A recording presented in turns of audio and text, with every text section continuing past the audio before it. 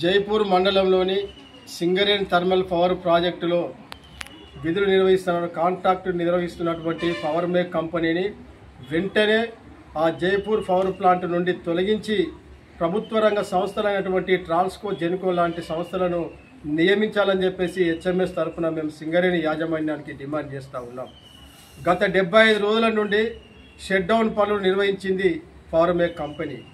అవగాహన లేని హెచ్ఓడీలతోని హెచ్ఓడీలు ఒక 10 మంది హెచ్ఓడీలను కలుపుకొని కోట్లాది రూపాయల వేతనం చెల్లిస్తూ అవగాహన లేకుండా ప్రతిరోజు 700 మంది మ్యాన్ పవర్తోని షట్ డౌన్ పనులు నిర్వహించింది. అందులో నాణ్యత లోపించింది. దీనివల్ల బాటమ్ యాష్ కుప్పగూలే ప్రమాదం ఏర్పడింది. అంతేకాకుండా ఇంక్లూజర్ అనేది ఒకటి పరికరము, తర్వాత హోపర్ అనే ఒక పరికరము, కోట్ల రూపాయల విలువ చేసే పరికరాలన్నీ కూడా ధ్వంసం కావడం జరిగింది.